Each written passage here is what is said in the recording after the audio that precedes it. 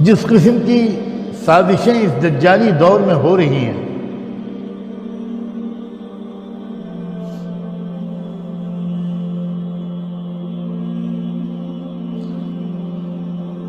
جو اصل سبب ہیں، ظاہری سبب ہمارے گناہوں کے نتیجے میں، ہماری غفلت کے نتیجے میں، دین کو چھوڑ دینے کے نتیجے میں، دین کو ڈھا دینے کے نتیجے میں، جو شیطانی اور دجالی طاقتوں کو مسلط ہو جانے کا موقع مل گیا ہے، اور وہ عجیب و غریب سازشیں کر رہی ہیں۔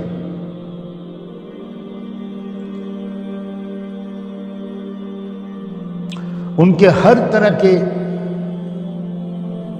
شرارتوں اور سازشوں اور ان کے نقصانات سے بچنے کے لیے ماہرین بتاتے ہیں کہ سب سے زیادہ مؤثر عمل کثرت سے قرآن کی تلاوت کرنا ہے۔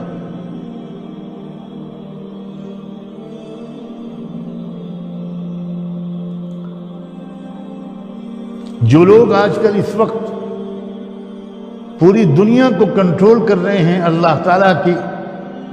ایک بنائے ہوئے منصوبے کے مطابق اور ہماری گناہوں کی وجہ سے، ان کے آباء و اجداد کا کردار قرآن میں بتایا گیا تھا۔ نبذوا کتاب اللہ وراء ظہورہم واتبعوا ما تتلو الشیاطین علی ملک سلیمان۔ جو لوگ میرے اشارے کو سمجھ سکتے ہیں، علماء کرام تو ضرور سمجھ رہے ہیں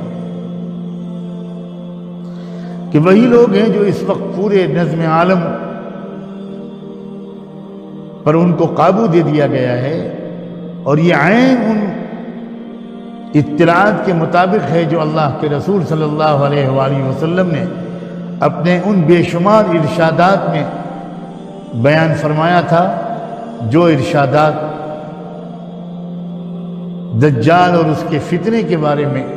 حدیث کی کتابوں میں بھرے ہوئے ہیں۔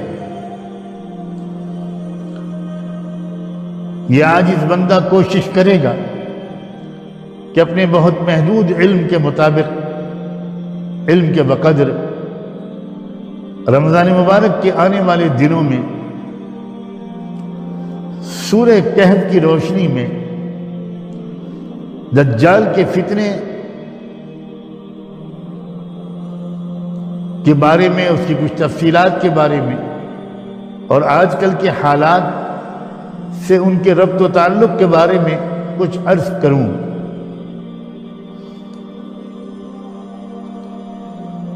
تاکہ ہم یہ اب تو سمجھ سکیں کہ ہم کس زمانے میں جی رہے ہیں۔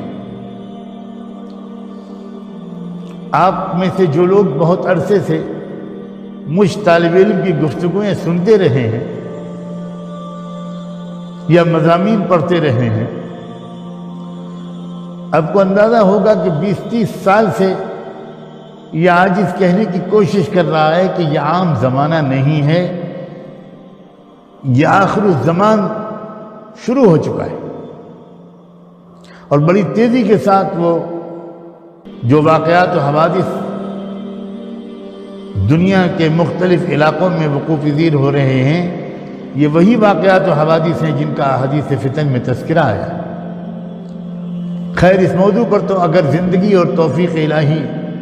رہی تو آنے والے رمضان کے دنوں میں کوشش کروں گا کہ روزانہ آپ کی خدمت میں کہ ان دجالی فتنوں، ان کے حربوں اور حملوں جو ہر کچے پکے گھر میں اس وقت جس کا اثر پہنچ رہا ہے، ان سے بچنے کے لیے سب سے زیادہ مؤثر طریقہ قرآن مجید کی کثرت سے تلاوت ہے۔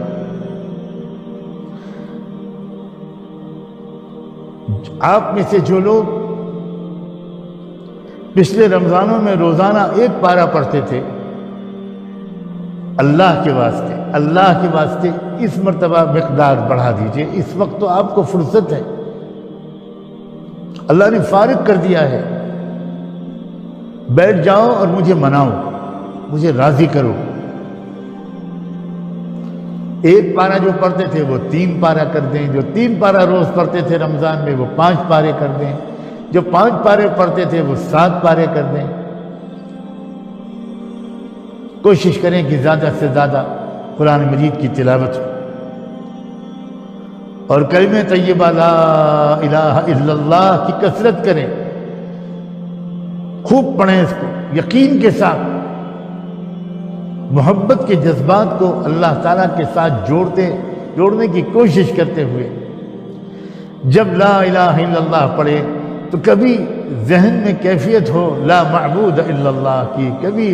لا محبوب الا اللہ، کبھی لا مرغوب الا اللہ، کبھی لا مقصود الا اللہ۔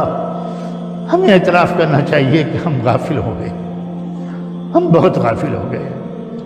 ہم مزے لے کر کلمے نہیں پڑھتے، ہم کیفیت کے ساتھ قرآن نہیں پڑھتے، بہت غافل ہو گئے۔ اور میں آپ سے کیا کہوں،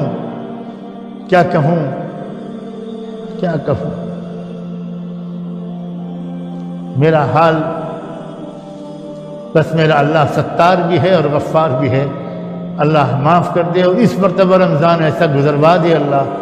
جیسا گزرنا چاہیے، جیسا اب تک نہیں گزرا، اور کثرت سے درود شریف بھی پڑھیں۔ موجودہ حالات میں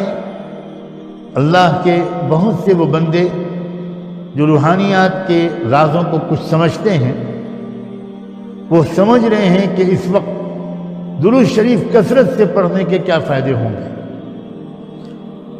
ہر دور میں اور ہر زمانے میں درود شریف بہت زیادہ اعلیٰ درجے کا ذکر ہے، اتنا اعلیٰ درجے کا ذکر ہے اور اتنی زبردست دعا ہے کہ صحابہ نے تو پوچھتے پوچھتے اللہ کے رسول سے یہ تک فیصلہ کر دیا کہ اللہ کے رسول اب میں تو اللہ سے کچھ مانگوں گا ہی نہیں، صرف درود پڑھتا رہوں، کیونکہ بار بار اشارہ ہو رہا تھا اللہ کے رسول کی طرف سے کہ تم جتنی چیزیں اللہ سے مانگنا چاہتے ہو وہ سب تم کو مل جائیں گی اگر تم مجھ پر درود شریف پڑھتے ہو۔ تو پہلے ارادہ کیا کہ اچھا اب میں چوتھائی جو ذکر ہے میرا وہ میں درود ہی کے لیے خاص کر دوں گا، پھر کہا کہ تہائی، یہاں تک کہ بڑھتے بڑھتے یہ کہا کہ بس اب تو میں صرف، اور جب صحابی نے کہا کہ اب میں درود پڑھوں گا صبح سے رات تک، تو آپ نے تو عجیب بات سنا دی، پھر سن لو تمہاری ساری فکریں دور ہو جائیں گی، ضرورتیں سب پوری ہو جائیں گی، تمہاری سب دعائیں قبول ہوں گی۔ تو اس وقت جو حالات ہیں، اللہ اکبر، ذرا تصور تو کیجئے، ہم اور آپ میں سے تو بہت سے لوگ ابھی تک اپنے گھروں میں بیٹھ کر کھا پی رہے ہیں، لیکن میرے کروڑوں بھائی، میرے کروڑوں بیٹے، میری لاکھوں بیٹیاں، میری بہنیں لاک ڈاؤن میں ایسے پھنسے ہوئے ہیں کہ بھوک سے مر رہے ہیں۔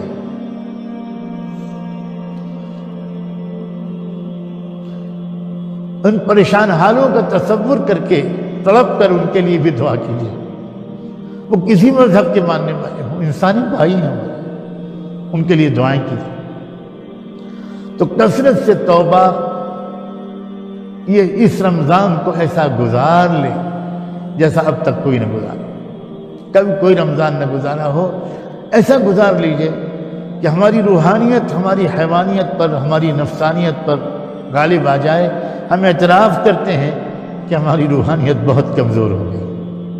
اور دجالی طاقتیں تب ہی مؤثر و کامیاب ہوتی ہیں جب انسانوں کی ہماری روحانی طاقت کمزور ہوتی ہے۔ ہماری روحانی طاقت کمزور ہو گئی ہے، ہماری روحانی طاقت بہت کمزور ہو گئی۔ یہ مہینہ رمضان کا روزوں کے ذریعے، تراویح کے ذریعے، تلاوت کے ذریعے، دعا، مناجات، توبہ، استغفار، درود شریف، اس کے ذریعے اپنی روحانیت کو بہت بڑھا لینے کا ایک بہترین موقع ملا ہے،